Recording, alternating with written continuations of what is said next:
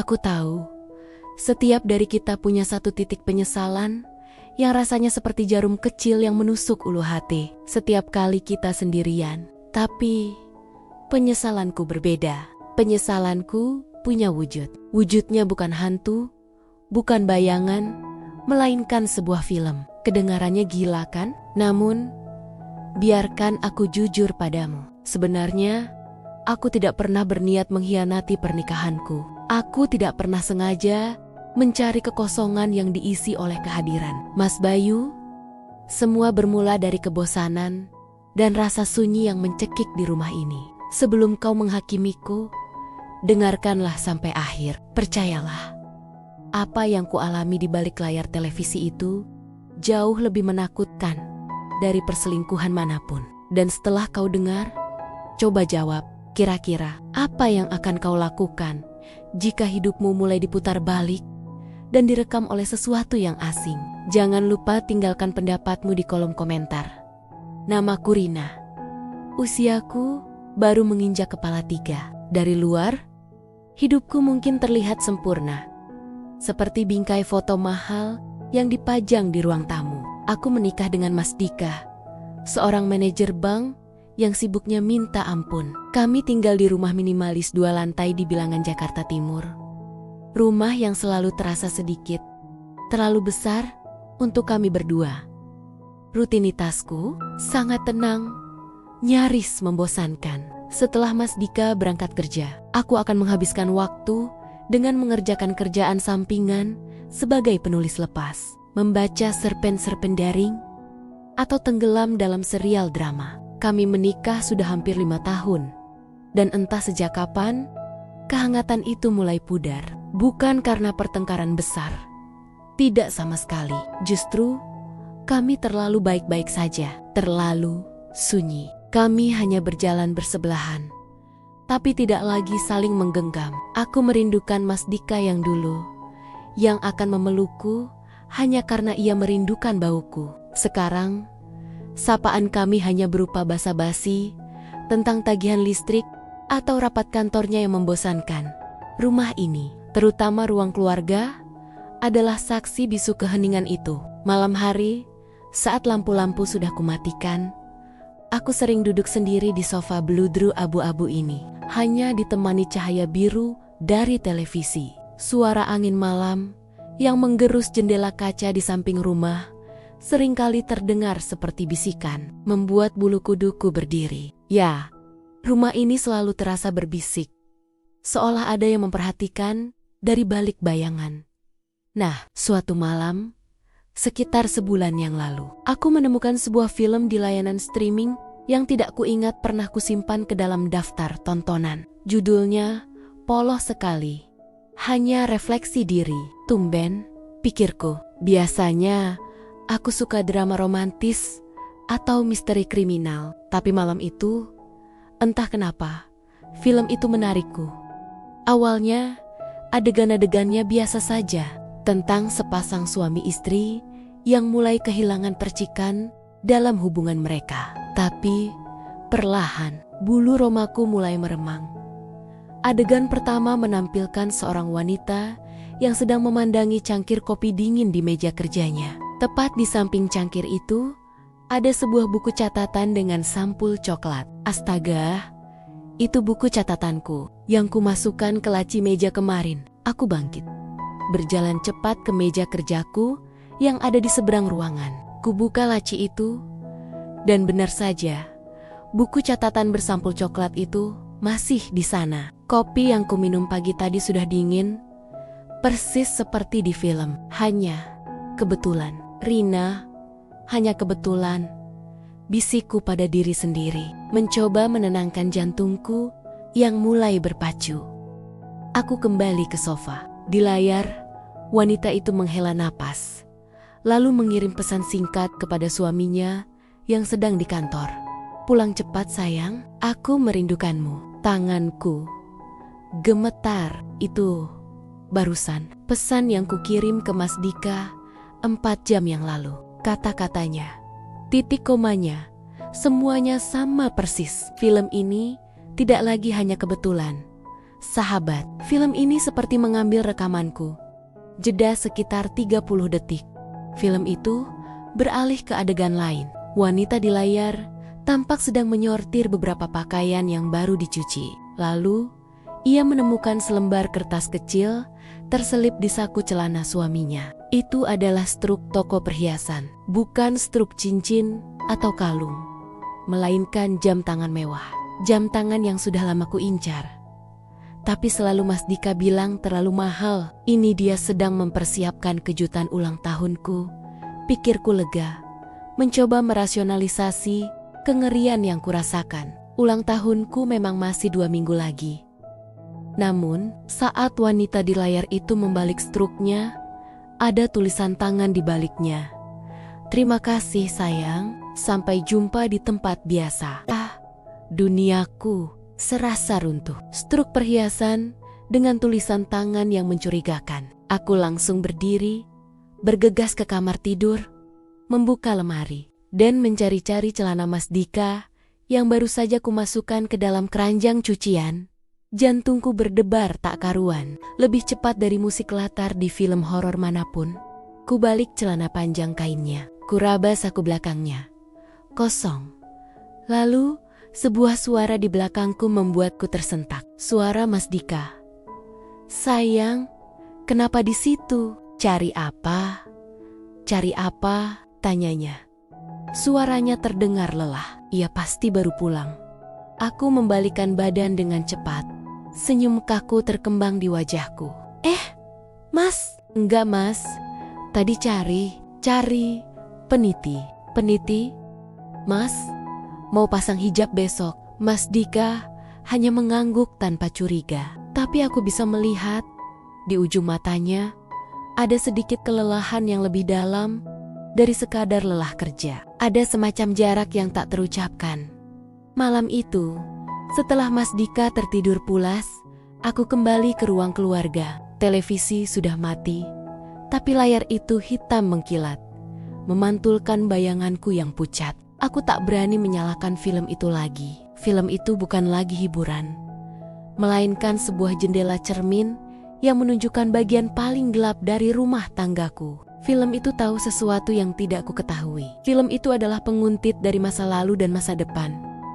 Aku menyalakan televisi lagi. Jari-jariku menekan tombol play pada refleksi diri dengan ketakutan yang mencekik. Aku harus tahu, aku harus lihat apa yang akan terjadi selanjutnya. Adegan berubah. Wanita itu menangis di balkon, memandangi lampu kota yang ramai. Tiba-tiba, ia menerima telepon. "Halo, iya, Mas Bayu? Aku kangen banget sama kamu." Kepalaku langsung pening, seolah dipukul benda tumpul. "Mas Bayu?" Bayu adalah nama mantan kekasihku, cinta pertamaku, yang tak pernah bener-bener tuntas 5 tahun lalu. Hubungan kami berakhir karena kesibukan dan jarak. Tapi hatiku selalu menyimpan sepetak kecil namanya. Kami masih berteman di media sosial. Sesekali bertukar like atau komentar ringan. Sebatas itu. Rina, sebatas itu. Tapi, wanita di layar itu, dia sedang mengakui perasaannya pada Bayu. Dia sedang menjadwalkan pertemuan rahasia. Film ini bukan lagi tentang masa laluku atau kecurigaan tentang Mas Dika. Film ini mulai menampilkan sesuatu yang belum pernah terjadi. Sebuah pilihan yang belum kuambil. Sebuah pengkhianatan yang baru ada di ambang pintu pikiranku. Keesokan harinya, saat aku sedang mengecek email untuk urusan pekerjaan, sebuah pesan masuk dari alamat tak dikenal. Subjeknya, refleksi diri. Adegan lanjutan. Tanganku dingin. Ku buka email itu. Isinya hanya 2 baris singkat. "Bagaimana jika kerinduanmu punya nama? Aku menunggumu di kafe lama kita. Jam 4 sore." Dan di bawahnya hanya ada tanda tangan inisial B. Bayu. Aku menatap jam di dinding. Pukul 1 siang. 3 jam lagi. Aku punya waktu 3 jam untuk memutuskan apakah aku akan mematikan film ini selamanya, atau aku akan keluar dan memerankan adegan selanjutnya. Konflik batin ini mulai mengoyakku, sahabat. Rasa bersalah karena memikirkan Bayu, ditambah ketakutan film itu adalah semacam peringatan. Tapi di sisi lain, ada rasa penasaran dan kerinduan yang sangat kuat, seperti magnet yang menarik jarum kompas saat aku sedang berpikir keras. Tiba-tiba terdengar suara notifikasi dari televisi di ruang keluarga. Padahal televisinya mati. Aku berjalan perlahan ke ruang keluarga. Layar televisi yang tadi hitam kini menyala, menampilkan frame tunggal. Wajahku sendiri tampak tegang dan bingung, persis seperti saat ini di bawah gambar itu. Ada timer yang mulai menghitung mundur dari 3 jam. Film ini bukan hanya merekam, sahabat. Film ini mendesakku. Film ini memintaku untuk memilih setia pada keheningan rumah tanggaku atau mengejar kehangatan terlarang yang ditawarkan oleh Bayu. Keputusan sudah dibuat. Meski diiringi rasa takut yang luar biasa, aku akan pergi ke kafe itu. Aku harus mencari tahu siapa yang mengontrol film ini dan kenapa aku yang dipilih menjadi aktris utamanya. Aku beranjak, mengambil tas dan berjalan menuju pintu. Tepat saat tanganku menyentuh kenop, aku melihat bayangan samar di sudut ruang keluarga. Di belakang televisi, bayangan itu bergerak cepat, seolah melarikan diri dari cahaya yang kupancarkan. "Siapa di sana?" tanyaku dengan suara bergetar. Tak ada jawaban, hanya kesunyian rumah ini yang kembali membalas. Kali ini terasa lebih jahat. Aku memutuskan untuk keluar. Aku harus pergi sebelum film ini mulai memaksaku. Aku harus menemukan Bayu. Aku harus menemukan jawaban. Dan disinilah aku sekarang, di dalam mobil menuju kafe lama itu. Masih ada sekitar 20 menit perjalanan. Di jok penumpang, ponselku bergetar. Pesan dari Mas Dika. "Rin, hari ini aku pulang telat. Ada rapat darurat. Tolong siapkan baju ganti. I love you." Satu kalimat itu seharusnya membuatku memutar balik, seharusnya menghentikan kakiku. Tapi bukannya lega, aku justru merasa marah. Mengapa selalu ada rapat darurat? Mengapa selalu ada alasan untuk tidak berada di sini bersamaku? Aku mematikan ponselku. Biarlah, aku butuh kehangatan. Bahkan jika itu harus kuambil dari tempat yang salah, aku tidak tahu kalau pertemuanku dengan Bayu adalah permulaan dari sebuah lingkaran setan yang akan menjebakku dan membuatku mempertanyakan kewarasanku sendiri. Aku parkir mobilku tak jauh dari Kopi Senja, kafe langgananku, dan Bayu dulu. Jantungku berdebar tak keruan. Bukan lagi karena rasa takut pada film itu, tapi karena antisipasi bertemu Bayu. Aku merasa seperti remaja yang baru pertama kali berkencan. Padahal aku adalah seorang istri, Rina, seorang istri yang baru saja mengabaikan pesan cinta dari suaminya. Sungguh ironis, kafe itu masih sama. Aroma kopi panggang, meja-meja kayu tua, dan suara jazz yang mengalun pelan. Mataku langsung menemukannya. Bayu, dia duduk di sudut favorit kami, menatap keluar jendela. Dia tidak banyak berubah. Rambutnya sedikit lebih panjang, wajahnya lebih matang, tapi senyum itulah yang selalu menjadi kelemahanku. Senyum yang membuatku merasa dilihat, benar-benar dilihat, bukan sekadar pelengkap dalam sebuah bingkai keluarga. Aku menghampirinya. "Bayu," suaraku bergetar. Dia menoleh, matanya memancarkan kehangatan yang sudah lama kurindukan. Dia berdiri, dan saat dia memelukku, rasanya seperti pulang ke rumah. Pelukan itu singkat, tapi jujur. Sahabat, di detik itu, semua keraguan dan rasa bersalahku menguap. Aku merasa utuh. "Rina, kamu datang," katanya pelan, suaranya yang khas, berat, dan menenangkan. Aku harus tahu tentang email itu. Aku langsung ke intinya. Bayu tersenyum tipis. "Aku tahu kamu penasaran, tapi Aku tidak mengirim email apapun, Rin. Aku hanya memikirkanmu akhir-akhir ini. Tadi pagi, aku sempat menulis draft pesan di ponsel. Isinya mirip tentang kafe lama kita dan kerinduan. Tapi aku tidak berani mengirimnya. Aku menghapus draft itu. Tanganku yang tadinya dingin, kini mendadak panas. Jika Bayu tidak mengirim email itu, lalu siapa? Siapa yang tahu isi draft pesan yang bahkan Bayu sendiri sudah hapus? Tiba-tiba, ponselku bergetar. Itu bukan notifikasi biasa. Itu notifikasi dari layanan streaming yang kugunakan untuk menonton film refleksi diri. Aku membuka notifikasi itu. Judulnya Adegan 3. Percakapan di sudut senja. Aku menatap Bayu, lalu melihat layar ponselku yang menampilkan adegan di kafe ini. Di layar, wajah wanita itu dan Bayu sedang berhadapan. Lalu, dialog mulai muncul di layar seolah itu adalah subtitle film. Wanita di layar. Aku merasa kosong. Bayu, Dika, dia semakin jauh. Dia tak pernah ada di sini. Bersamaku, Bayu di layar. Aku tahu, Rin. Aku tahu, rasanya sakit melihatmu begitu. Aku masih mencintaimu. Dan aku bisa memberikan kehangatan yang tak ia berikan. Astaga, itu adalah percakapan yang persis sedang kulakukan di dalam hatiku. Ketakutan yang kucoba kubur, kerinduan yang kucoba nafikan, kini dimunculkan, ditayangkan secara real time di ponselku. Aku panik. Aku cepat-cepat mematikan ponsel. Rin, kenapa? Kamu pucat? Tanya Bayu cemas.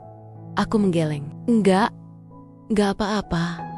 Cuma aku harus bilang, aku merasa ada yang aneh. Semua ini terasa seperti sudah diatur. Bayu menatapku dengan mata yang penuh simpati.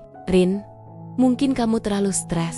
Pernikahan yang hambar, rutinitas yang monoton, itu bisa membuat kita berhalusinasi. Kita hanya butuh bicara. Aku di sini untuk mendengarkan. Dan disitulah, sahabat, aku melakukan kesalahan fatal. Kehangatan Bayu, tatapan matanya yang penuh pengertian, semua itu melumpuhkan akal sehatku. Aku memilih lari dari ketakutan film itu dan memilih berlindung pada kehangatan Bayu. Aku mulai bercerita dari Dika yang sibuk, rumah yang sunyi, hingga rasa kesepian yang menggerogoti. Aku menangis, dan Bayu memegang tanganku di atas meja kayu itu. Genggaman tangannya bukan sekadar sentuhan fisik. Itu adalah jembatan emosional yang sudah lama hancur. Genggaman itu berkata, "Kamu tidak sendirian." Tepat saat Bayu mengucapkan, "Aku di sini. Aku akan selalu ada untukmu." Aku melihat ke jendela kafe di seberang jalan. Tepat di seberang jendela tempat kami duduk, ada sebuah papan reklame LED besar. Papan itu biasanya menampilkan iklan produk kecantikan atau properti. Tapi kini, papan itu hanya menampilkan satu hal. Frame tunggal berwarna sepia, aku dan Bayu duduk berhadapan di meja ini. Dengan Bayu sedang memegang tanganku. Jantungku seperti dipompa kencang. Aku menarik tanganku dari Bayu, hampir berteriak, "Bayu, lihat itu! Lihat papan reklame itu!" Bayu menoleh. "Papan reklame? Kenapa, Rin? Itu hanya iklan air mineral. Mungkin kamu haus?" Aku menatapnya. Dia tidak berbohong. Di papan itu hanya ada iklan air mineral yang segar. Tapi aku bersumpah. Aku melihat gambarku dan Bayu terpampang nyata. Keringat dingin mulai membasahi punggungku. Apakah Bayu benar? Apakah aku mulai berhalusinasi? Apakah trauma masa lalu dan rasa bersalahku pada Dika mulai menggerogoti kewarasanku? Aku tersadar bahwa film itu sudah tidak lagi hanya di televisi atau di ponsel. Film itu kini sudah ada di dunia nyata. Film itu menggunakan lingkungan sekitarku sebagai layar proyeksi. Film itu entah siapa atau apa di baliknya, tahu apa yang kurasakan dan apa yang kubutuhkan. Film itu memanipulasi bukan hanya adegan, tapi juga persepsiku. Aku harus pergi. Secepatnya, aku harus pulang, Bayu, kataku. Tergesa-gesa, aku rasa aku butuh istirahat. Maafkan aku, Bayu mengangguk. Tatapannya kini berubah menjadi kekhawatiran. Baiklah, Rin, tapi janji, kalau butuh apa-apa, telepon aku. Jangan pendam semuanya sendirian. Aku hanya mengangguk, lalu bergegas keluar dari kafe. Saat aku melajukan mobil kembali ke rumah, aku melihat ke spion tengah. Aku melihat sebuah mobil hitam di belakangku. Mobil itu tidak terlalu dekat, tapi ia mempertahankan jarak yang sama persis denganku, melewati 3 lampu merah dan tak pernah berbelok. Aku mencoba untuk tenang. Mungkin hanya kebetulan Jakarta macet, banyak mobil. Tapi saat aku hampir memasuki komplek perumahanku, tiba-tiba ponselku berbunyi lagi. Kali ini sebuah video pendek dari Refleksi Diri muncul. Video itu hanya berdurasi 5 detik, menampilkan sudut pandang dari kursi belakang sebuah mobil yang sedang merekam bagian belakang mobilku. Tepat di spion tengah mobilku, terlihat jelas wajahku yang sedang panik melihat ke spion itu. Dan di sudut bawah video, ada tulisan running text yang muncul dan menghilang dengan cepat. Dia tahu kamu sedang menipu. Dia akan datang segera. Mobil di belakangku adalah mobil dalam film itu. Seseorang atau sesuatu sedang merekamku dan mengeditnya menjadi adegan film, lalu mengirimkannya kepadaku secara instan. Aku tidak lagi berhalusinasi. Aku sedang diperankan. Aku adalah karakter utama dalam film misterius ini. Dan sutradaranya adalah entitas tak terlihat yang tahu setiap detak jantung dan rahasia tersembunyiku. Aku tiba di depan gerbang rumahku. Mobil hitam itu berhenti agak jauh di tikungan. Aku cepat-cepat masuk, mengunci pintu, dan menempelkan punggungku ke daun pintu kayu yang dingin. Nafasku memburu. Aku melihat ke sekeliling ruang keluarga yang sunyi. Televisi mati total. Tidak ada notifikasi. Tidak ada pantulan aneh. Ruangan itu kembali normal, kembali tenang, seolah tidak ada apa-apa yang terjadi. Tapi di meja kopi tergeletak sebuah kertas kecil, bukan struk, tapi semacam tiket bioskop tua yang sudah lusuh. Aku mengambilnya. Judul film yang tertulis di tiket itu, Penyelesaian Abadi, dan tanggal tayangnya adalah besok malam. Tiket ini, siapa yang menaruhnya di sini? Aku baru pulang, dan Mas Dika bilang dia pulang malam. Aku membalik tiket itu. Di baliknya, tulisan tangan rapi yang sama persis dengan tulisan di struk perhiasan Mas Dika. Tertera, tempat biasa, bawa dia. Rin, dia, siapa yang harus kubawa? Dika, Bayu, atau aku? Malam itu, aku tidak bisa tidur. Aku tahu, besok malam, film ini akan mencapai klimaksnya. Dan aku harus membuat keputusan terbesar dalam hidupku. Keputusan yang akan menentukan apakah aku akan tetap menjadi Rina, seorang istri yang bersalah, ataukah aku akan menjadi karakter dalam film horor psikologis ini. Semalam suntuk, aku hanya mondar-mondar di rumah. Tiket bioskop tua itu kurampas kuat-kuat di tangan. Seolah itu adalah petunjuk harta karun, sekaligus surat kematianku. Aku sudah tidak peduli lagi apakah Mas Dika selingkuh atau tidak. Fokusku sekarang adalah film ini. Film ini tahu tentang Bayu. Film ini tahu tentang tiket itu. Dan yang paling mengerikan, film ini seolah mengatur pertemuanku dengan Bayu sebagai persiapan untuk penyelesaian abadi besok malam. Aku membulatkan tekad. Aku harus mengungkapkannya pada Dika. Aku harus jujur tentang Bayu, tentang kepergianku kemarin, dan tentang film gila ini. Mungkin dengan kejujuran, entitas di balik layar itu akan berhenti mengancamku. Atau setidaknya, aku punya seseorang untuk berbagi ketakutan ini. Pagi itu, Mas Dika sarapan dengan terburu-buru. Wajahnya terlihat sangat lelah. "Mas, aku mau bicara," kataku pelan, sambil menuangkan teh. Bicara apa, Rin? Bisa nanti malam saja? Pagi ini ada meeting penting banget. Sebentar lagi klien dari luar kota datang. Jawabnya, tanpa menoleh, matanya terpaku pada ponselnya. Seketika, amarahku meledak, bukan amarah yang berteriak, melainkan amarah yang dingin dan menusuk. Amarah karena aku merasa tidak pernah diprioritaskan. Penting banget, Mas. Lebih penting dari aku? Lebih penting dari rumah ini? Tanyaku. Suaraku meninggi sedikit. Mas Dika akhirnya meletakkan ponselnya. Dia menatapku. Tatapannya kosong. Rina, kenapa kamu jadi drama sih? Aku kerja keras ini juga untuk kita. Untuk rumah ini. Kamu mau beli apa-apa? Bisa langsung beli kan? Jangan menyulitkan. Please, menyulitkan. Aku tertawa getir. Aku nyaris selingkuh, Mas. Aku bertemu Bayu kemarin. Mantanku, aku sedang diancam oleh sebuah film yang tahu setiap gerak-gerikku. Dan kamu bilang aku menyulitkan. Ruangan itu mendadak hening. Mas Dika terpaku. Di kursinya, sendok yang ia pegang jatuh ke lantai, menimbulkan suara denting yang memecah kesunyian. Dia menatapku dengan sorot mata yang sulit kuartikan, campuran syok, pengkhianatan, dan rasa lega yang aneh. Kamu ketemu Bayu? Suaranya rendah dan serak. Iya, kemarin sore. Dan aku tahu, kamu juga menyimpan rahasia. Struk perhiasan itu, Mas. Siapa A? Di belakang struk itu. Kamu beli jam tangan mewah, tapi bilangnya itu kemahalan. Aku menumpahkan semua yang ada di hatiku. Mas Dika menghela napas panjang. Sangat panjang. Seolah ia sudah menahan napas selama bertahun-tahun.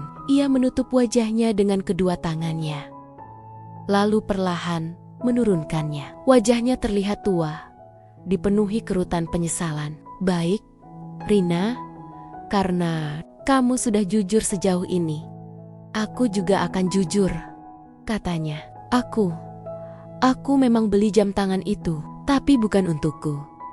Dan bukan untuk A yang kamu maksud. Ia berjalan ke lemari kecil di sudut ruang makan. Ia membuka laci tersembunyi, lalu mengeluarkan sebuah kotak bludru hitam. Ini, katanya, meletakkan kotak itu di meja. Aku membukanya dengan tangan gemetar. Di dalamnya, bukan jam tangan mewah, melainkan sebuah flash drive kecil. Dan di sampingnya, ada sebuah kartu ucapan duka cita. Aku menatapnya bingung. Maksudnya, Mas? Mas Dika duduk kembali. Air matanya mulai menggenang. Rina, 4 tahun lalu, saat kita baru menikah setahun, adik perempuanku, Amira, dia meninggal karena kecelakaan mobil. Kamu ingat? Aku mengangguk. Tentu aku ingat. Mas Dika sangat terpukul. Amira itu, dia sangat menyukai seni peran. Cita-citanya menjadi sutradara film. Lanjut Dika. Suaranya tercekat. Sebelum dia meninggal, dia sedang mengerjakan sebuah proyek film pendek. Film ini tentang pernikahan yang hambar. Tentang sepasang suami istri yang terlalu sibuk hingga salah satunya mencari kehangatan dari orang lain. Dia bilang, film ini adalah refleksi dirinya melihat lingkungan sekitar. Duniaku berputar. Refleksi diri. Nama film itu. Apa hubungannya dengan ini, Mas? Tanyaku, menunjuk flash drive itu. Amira meminjam uangku untuk proyek filmnya. Dia ingin membeli peralatan mahal, termasuk jam tangan itu, untuk dijual lagi setelah dia selesai, supaya modalnya kembali. A, di struk itu inisial Amira. Dia meninggal 2 hari setelah dia mengirimkan jam tangan itu kembali padaku. Dan struk itu terselip di saku jaketku. Aku tidak pernah menceritakannya padamu, karena aku takut kamu sedih. Dan aku belum sanggup membicarakan Amira lagi. Aku pikir, kalau aku menyembunyikannya, aku bisa menyembunyikan rasa sakitku. Aku menatap flash drive itu. Dika menyembunyikan rahasia. Dan aku menyembunyikan kerinduan pada Bayu. Kedua rahasia itu kini bertemu di tengah meja sarapan. Jadi, film itu dibuat oleh Amira, bisikku. Mas Dika menggeleng. Film itu sudah Amira hapus sebelum dia meninggal. Rin, dia bilang, alurnya terlalu personal dan menakutkan. Jadi dia tidak mau merilisnya. Flash drive ini berisi draft naskah terakhirnya dan beberapa file video mentah. Aku menyimpannya karena itu satu-satunya yang tersisa darinya. Tidak, Mas. Film itu ada. Aku menontonnya. Dia menampilkan adegan-adegan kita. Bahkan adegan yang belum terjadi. Tentang aku dan Bayu. Suaraku sekarang benar-benar histeris. Aku menyerahkan tiket bioskop tua itu padanya. Dan dia memberiku ini. Tiket untuk penyelesaian abadi besok malam. Mas Dika memandangi tiket itu, lalu menatapku dengan tatapan kasihan. Rina, itu tiket bioskop yang Amira temukan di jalan. Dia jadikan penanda buku. Penyelesaian abadi itu judul film horor yang kami tonton sebulan sebelum dia meninggal. Amira selalu menyimpan tiket itu. Dia percaya bahwa aku berhalusinasi. Dia percaya bahwa rasa bersalahku karena merindukan Bayu dan rasa kesepianku karena ketiadaannya telah membuat pikiranku menciptakan film dan konspirasi ini. Aku minta maaf, Rin. Aku minta maaf karena selama ini aku terlalu fokus pada pekerjaan dan melupakanmu. Aku minta maaf karena aku tidak jujur tentang Amira dan stroke itu. Aku yang membuatmu kesepian dan aku yang membuatmu mencari pelarian. Bahkan hanya dalam pikiranmu. Kata Dika, suaranya syarat penyesalan. Dia memegang tanganku. Aku berjanji, aku akan berubah. Kita bisa perbaiki ini, sayang. Kita bisa perbaiki. Di tengah tangannya yang hangat, aku tiba-tiba merasa sangat sendirian. Dia mengakui kesalahannya. Dia memintaku untuk tetap tinggal. Tapi dia tidak percaya padaku tentang film itu. Ketakutanku dianggap sebagai histeria. Aku menarik tanganku pelan. Aku harus pergi, Mas. Aku harus cari tahu sendiri. Karena kalau aku tinggal, aku akan gila. Bisikku. Aku bangkit. Dika mencoba menahanku. Tapi aku sudah berjalan ke pintu. Kamu mau kemana, Rina? Teriaknya. Kemanapun film itu membawaku, balasku. Lalu menutup pintu. Aku tidak pergi ke rumah Bayu. Aku pergi ke alamat bioskop yang tertulis di tiket itu. Bioskop tua di tengah kota yang sudah lama ditutup. Aku berdiri di depan gedung bioskop tua yang sudah usang dan berdebu itu. Malam sudah tiba dan suasananya sangat mencekam. Di pintu masuk yang terkunci ada banner lusuh dengan tulisan, "Pembangunan ulang dijadwalkan tahun depan." Tidak ada penyelesaian abadi di sini. Tidak ada siapa-siapa. Aku hanya berdiri sendiri di depan teater yang mati. Aku sudah gila. Gumamku. Aku benar-benar gila. Aku mengeluarkan ponselku, bermaksud menelepon Dika dan minta maaf. Aku harus pulang. Semua ini adalah ilusi. Tiba-tiba, televisi lama yang dipajang di etalase bioskop yang harusnya mati karena tidak ada listrik, menyala dengan sendirinya. Layar itu menampilkan adegan yang persis sama. Aku berdiri sendirian di depan bioskop tua ini. Dan di layar muncul subtitle berwarna merah. Wanita di layar. Aku tidak gila. Aku hanya ingin tahu siapa kamu. Lalu adegan di layar bergerak. Wanita itu. Aku di layar itu mulai berjalan ke belakang gedung. Aku menelan ludah. Aku harus ikut. Aku harus menyelesaikan ini. Aku berjalan ke gang sempit di belakang bioskop itu. Di sana hanya ada tumpukan sampah, bau apak, dan kegelapan yang pekat. Aku menyalakan senter di ponselku. Tiba-tiba, aku melihat sebuah pintu besi kecil di sudut tembok. Pintu yang tidak aku perhatikan di siang hari. Di pintu itu tergantung sebuah poster film. Judulnya, Refleksi Diri. Sutradara B. Bukan Bayu. Bukan Amira. Siapa B ini? Aku menyentuh poster itu. Kertasnya dingin. Saat itu juga, aku mendengar suara langkah kaki dari ujung gang. Langkah itu berat, mendekat perlahan, Aku mematikan senterku. Aku bersembunyi di balik tumpukan kardus. Jantungku berdebar tak karuan. Langkah kaki itu berhenti tepat di depan pintu besi. Lalu terdengar suara. Suara yang sangat familiar. "Rina, aku tahu kamu di sini. Aku yang membuat film itu. Dan ini bukan tentang Bayu, sayang. Ini tentang kita." Suara itu adalah suara Mas Dika. Duniaku berhenti berputar. Aku menarik napas tertahan. Tidak percaya dengan apa yang kudengar. Itu suara Mas Dika, suara suamiku yang seharusnya sedang rapat darurat di kantor. Dia berdiri tepat di depan pintu besi di mana aku bersembunyi. "Mas Dika," bisikku, melangkah keluar dari balik tumpukan kardus. Wajahku pasti terlihat seperti baru melihat hantu.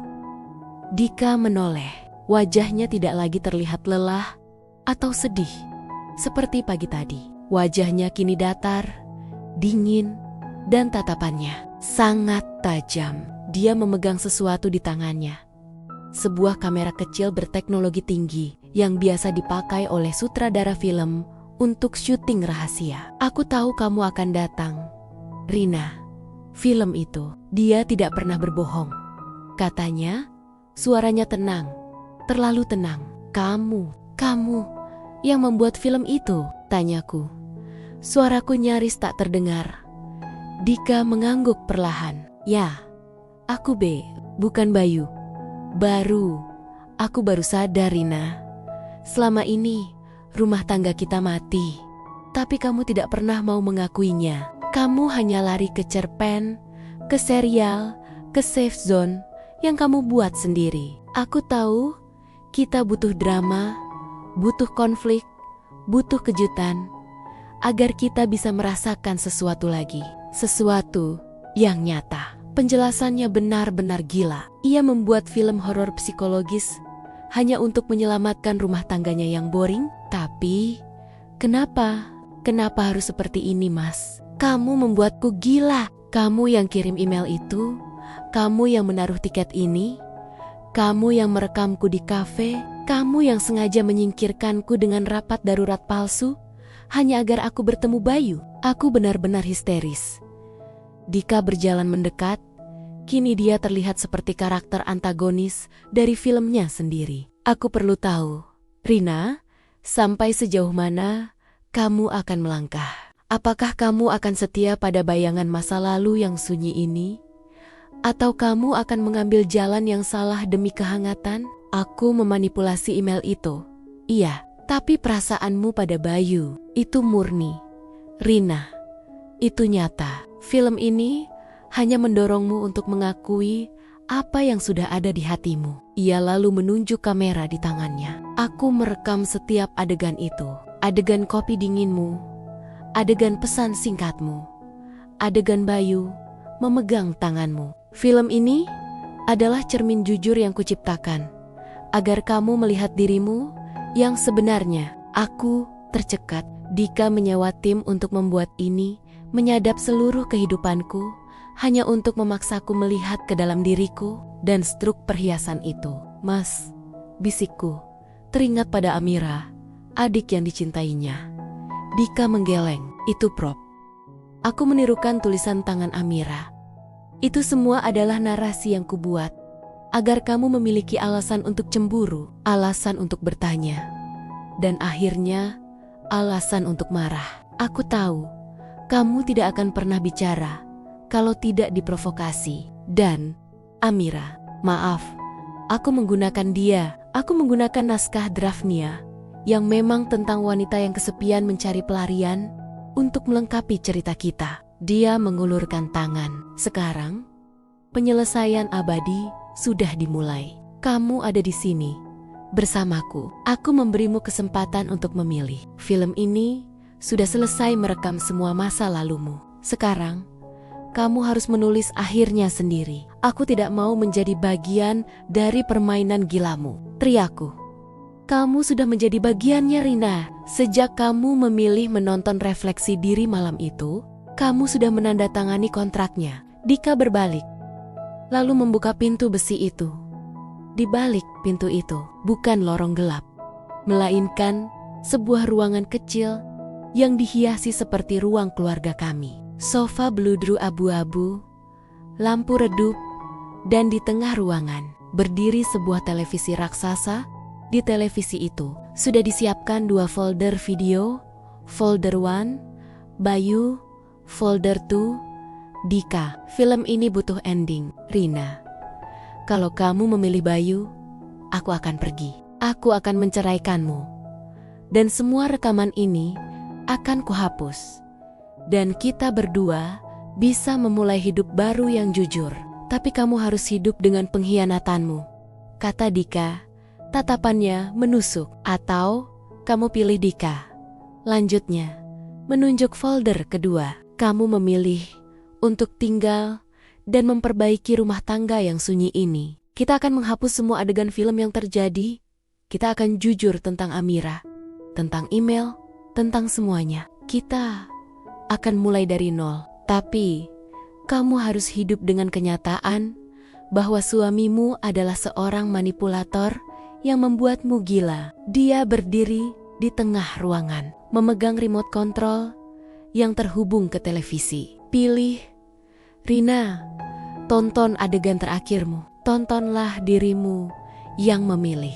Siapa yang akan kamu tonton di film selanjutnya? Aku menatap Dika. Aku melihat suamiku yang gila karena cinta.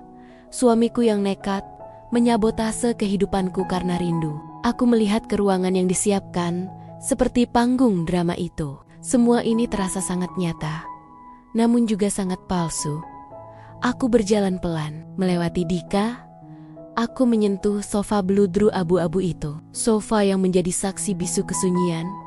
Tempat aku selalu menatap layar, mencari pelarian. Kini, aku berdiri di depan layar raksasa itu. Di tanganku, aku masih memegang tiket bioskop tua itu. Tiket ke penyelesaian abadi. Pilih Bayu, aku akan mendapatkan kehangatan, tapi aku akan menghancurkan Dika. Menghancurkan masa laluku, dan hidup dengan rasa bersalah yang akan terus menggerogoti. Pilih Dika, aku akan mendapatkan kembali suamiku. Tapi aku harus menerima kenyataan bahwa kepercayaanku telah dinokinjak dengan sandiwara gila ini. Aku menutup mataku. Aku mengingat kembali pertemuan dengan Bayu. Ya, Bayu hangat, Bayu membuatku merasa hidup. Tapi saat aku melihat papan reklame itu, saat aku melihat diriku di spion, siapa yang kucari? Dika. Aku kembali ke rumah ini. Aku mencari Dika untuk membagikan ketakutan itu. Aku membuka mataku. Aku menatap Dika. Aku tidak akan memilih folder itu, Mas, kataku. Suaraku mantap. Aku tidak mau memilih Bayu atau Dika. Aku memilih Rina. Dika terkejut. Apa maksudmu? Aku meremas tiket bioskop itu kuat-kuat, lalu berjalan ke televisi raksasa itu dan mencabut kabel listriknya dengan sekuat tenaga. Penyelesaian abadi, kataku. Film ini berakhir sekarang. Aku tidak akan membiarkan hidupku lagi menjadi tontonan, Mas.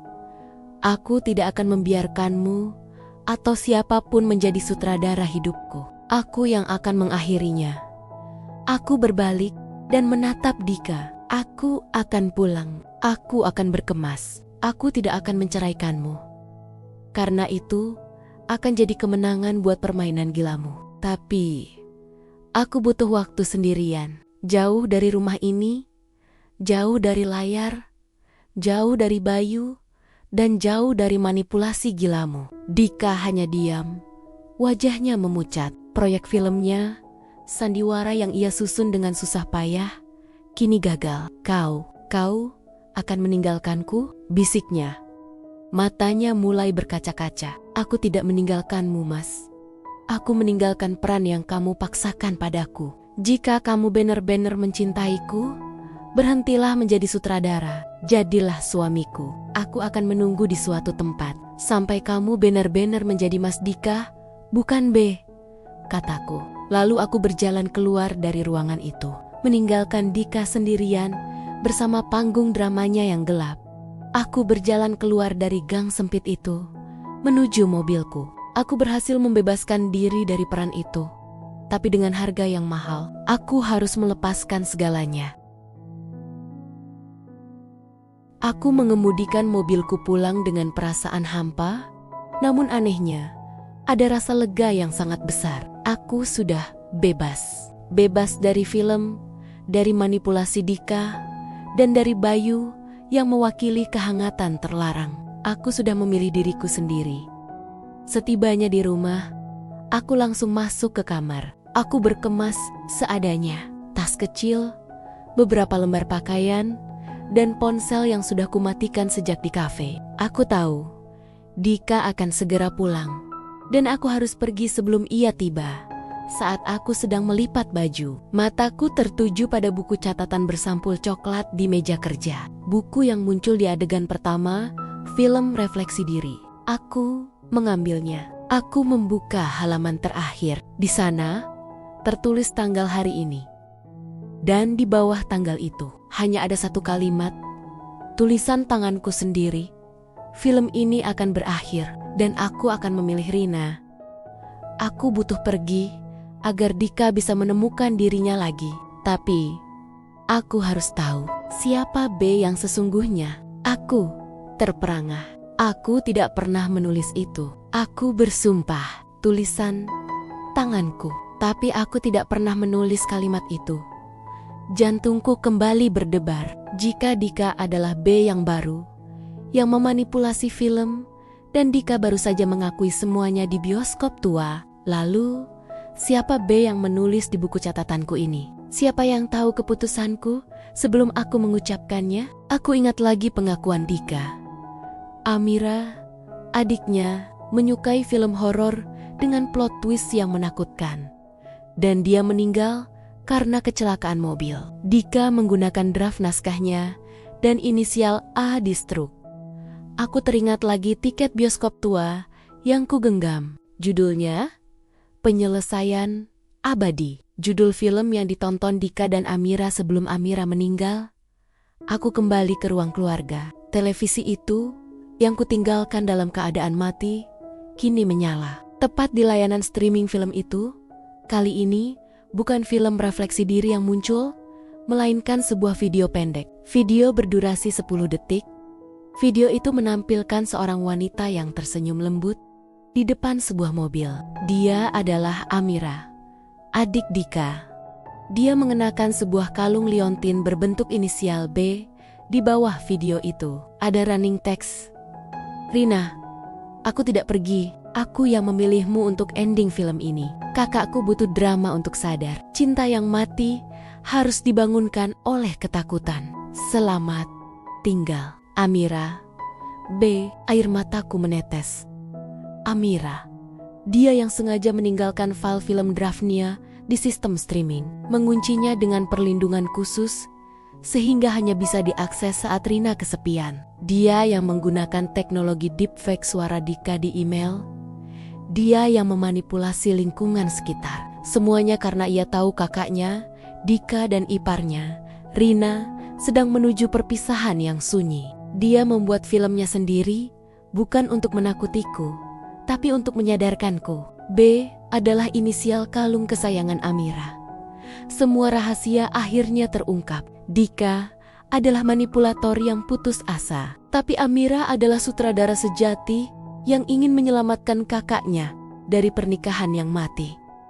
Aku menarik napas panjang. Aku berjalan ke tengah ruangan, lalu mematikan televisi itu, tepat setelah layar televisi menjadi hitam mengkilat, memantulkan bayanganku yang berdiri sendirian. Aku mendengar suara notifikasi dari ponselku yang tadi kumatikan. Aku menyalakannya. Sebuah pesan masuk dari layanan streaming film itu. Bukan video, bukan gambar, hanya pesan teks singkat. Terima kasih sudah menonton sampai akhir. Aku harap kamu menyukai endingnya. Tapi, ada satu adegan bonus. Aku menatap layar. Lalu, seperti di premis cerita yang kubaca seminggu lalu, layar ponselku menampilkan sebuah adegan baru. Sosok seorang wanita. Aku duduk di ruangan yang persis seperti ruang keluargaku. Menatap layar ponsel menonton dirinya Tepat sebelum layar menjadi gelap di ponsel, sosok di layar itu tersenyum tipis, lalu mengetuk kaca ponsel dari dalam layar.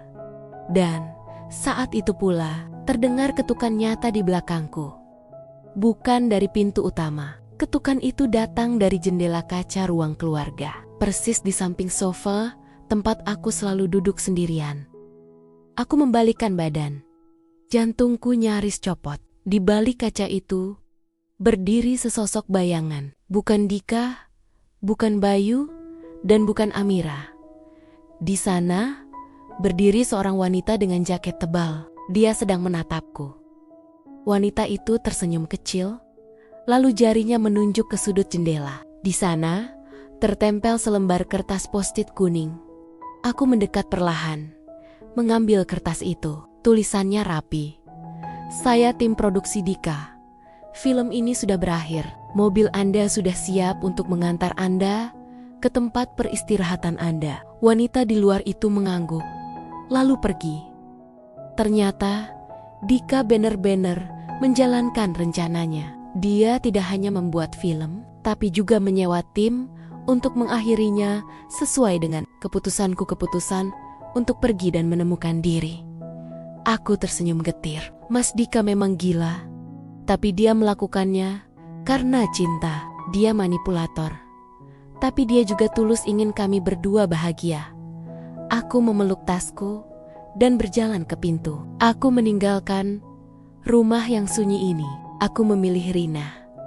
Aku pergi malam itu, meninggalkan rumah yang terlalu sunyi, meninggalkan seorang suami yang terlalu manipulatif, dan meninggalkan bayangan mantan yang terlalu hangat. Aku tidak memilih mereka. Aku memilih diriku. Aku menyadari hidup kita seringkali terasa seperti film. Kita terlalu fokus menonton adegan orang lain, mencari drama di luar, sampai lupa bahwa kita adalah sutradara dan pemeran utama dari kisah kita sendiri. Jangan biarkan kebosanan atau kesunyian menjadi skenario yang menentukan akhirmu. Karena terkadang perpisahan atau jeda sejenak adalah satu-satunya cara untuk menemukan kehangatan sejati.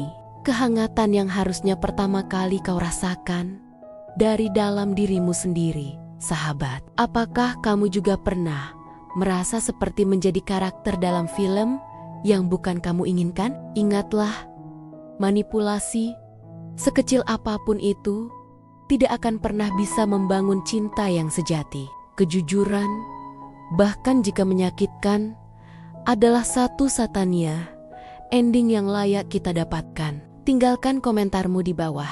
Menurutmu, apa yang seharusnya aku lakukan? Subscribe ke channel Tante Riena dan bagikan ceritamu.